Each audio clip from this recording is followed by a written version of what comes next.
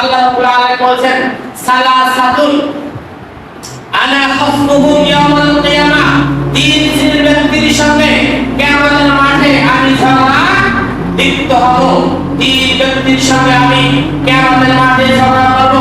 রাজুলুন আদাবি সুম্মা গাদারা, রাজুলুন আদাবি সুম্মা গাদারা, ওই ব্যক্তি যার কাছে কোন আমানত দেওয়া হয় অথবা সেই আমানত সে ভঙ্গ করে।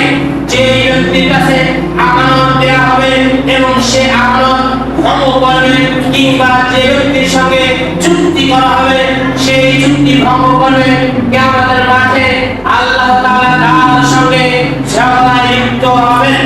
ওয়ারাজুলুন বাহুররা ফাআলা তামারাহু, এবং ওই ব্যক্তি যে ব্যক্তি কোন স্বাধীন ব্যক্তিকে বিক্রি করবে এবং তার পণ্য ভক্ষণ করবে। সমান মুসলিম, এটি আজ থেকে প্রায় 1400 বছর আগে কিংবা এর আগে এরকম প্রচলিত ছিল যে মানুষ সে সময় ক্রয় বিক্রয় হতো, মানুষ ক্রয় বিক্রয় হতো।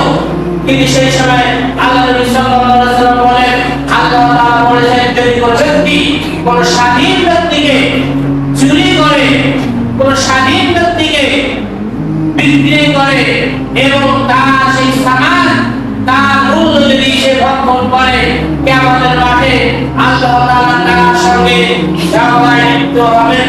ওয়ারাজুলুন ইস্তাআজারা আজিরাহু ফাস্তাওফা মিনহু ওয়ালা বিউতিহি, আর ওই ব্যক্তি যে ব্যক্তি যে মজুর দ্বারা কাজ পরিপূর্ণভাবে করে দিল এবং তার মজুরি ঠিকভাবে দিল না। তাহলে তিন শ্রেণীর ব্যক্তির সঙ্গে আল্লাহ তাআলা কিয়ামতের মাঠে কি করবেন? ঝগড়ায় লিপ্ত হবেন। তার মধ্যে এক নম্বর হচ্ছে ওই ব্যক্তি যে ব্যক্তি কি করেন? চুক্তি করে, সেই চুক্তি আবার ভঙ্গ করে। আর ওই ব্যক্তি যে ব্যক্তি কি করে? কোন স্বাধীন ব্যক্তিকে বিক্রি করে। সেই সময় গোলাম বিক্রি ছিল, কিন্তু এখন এক শ্রেণীর লোভী মানুষ, এক শ্রেণীর ব্যক্তি রয়েছে এরা মানুষকে হাইজ্যাক করে, গুম করে বিক্রি করে দিচ্ছে। আল্লাহ তাআলা তাদের উপর লানত বর্ষিত করবেন। কোন স্বাধীন ব্যক্তিকে হাইজ্যাক করা, যেটাকে আমরা বলি ছেলে ধরা, এখানে মানুষকে গুম করা, মানুষ স্বাধীন ব্যক্তিকে বিক্রি করে দেয়া, এটি ইসলামী শরীয়তে একেবারে জঘন্যতম অপরাধের অন্যতম অপরাধ। এই সমস্ত অপরাধের সাথে আমরা যদি কোনোভাবে সংশ্লিষ্ট থাকি, আল্লাহ তাআলা যেন আমাদের সকলকে হেফাজত করেন এবং এই ধরনের কর্ম থেকে আমাদেরকে হেফাজত করুন, আমিন।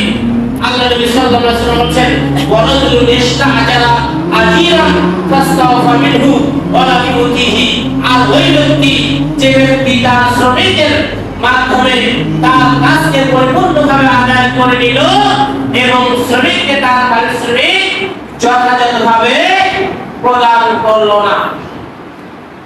আজ আমরা বর্তমান বিশেষ করে বাংলাদেশে আমরা যদি দেখি, অধিকাংশ শ্রমিক তার পারিশ্রমিক যথাযথভাবে প্রাপ্ত হচ্ছে না।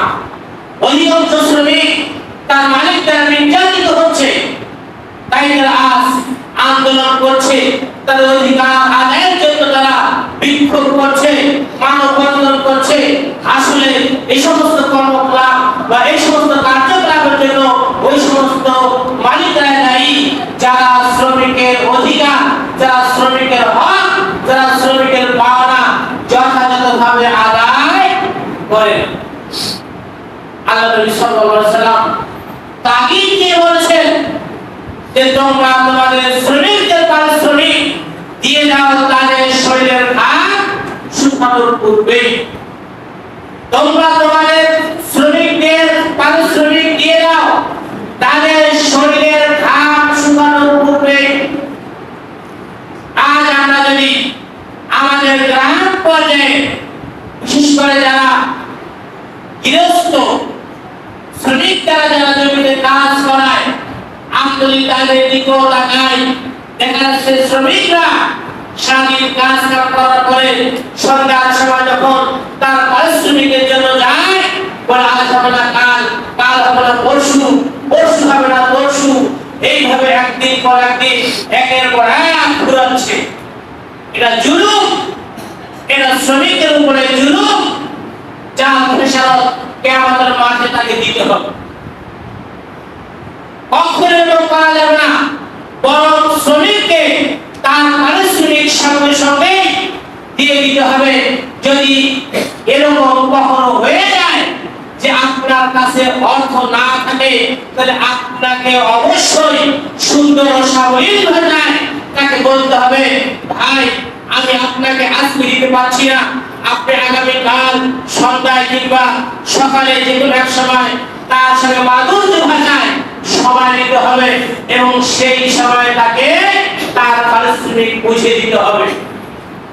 আমি জানি না এই জামাতের অবস্থান কিরকম। আমাদের গ্রামে আমার ওই জামাতে এরকম অনেক লোক রয়েছে, তাকে আমি এই খালি নিমুতে কি মাত্র 5 টাকা নিমুতে কি দেয় না, আমার বলে নিমুতে কি নিমুনা কি হয়েছে কয় আর করে দেখা যায়। এভাবে 1 সপ্তাহ 10 দিন 15 দিন পর আমার অর্ধেক করে দিচ্ছে। সমান এটা হচ্ছে শ্রমিকের উপরে মালিকের জুলুম, শ্রমিকের উপরে মালিকের অত্যাচার। এটা আল্লাহ নবী সাল্লাল্লাহু আলাইহি ওয়াসাল্লাম কঠোরভাবে নিষেধ করেছেন।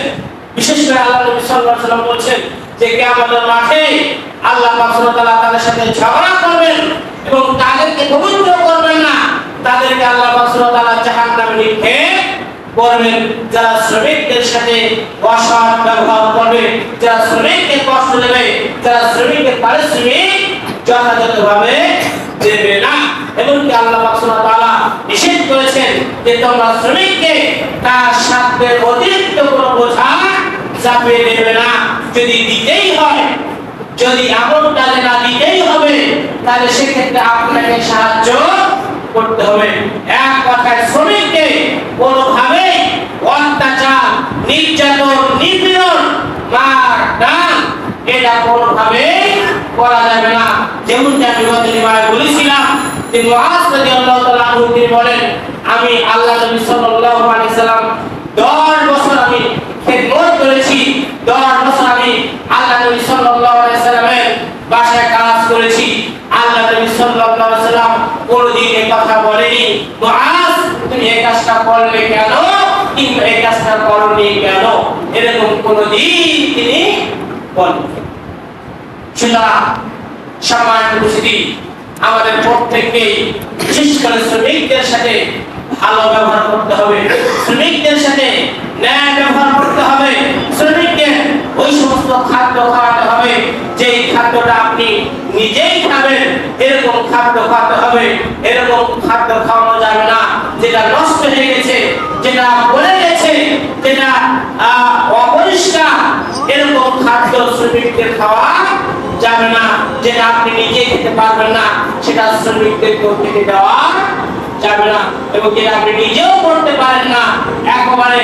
বিশেষ করে সমাজ উপস্থিতি, আমরা বিশেষ করে দেখি রমজান মাসে বিভিন্ন দোকানে লেখা থাকে এখানে জাকাতের কাপড় পাওয়া যায়, এখানে জাকাতের কাপড় পাওয়া যায়, তার মানে এখানে কম দামি কাপড় পাওয়া যায়।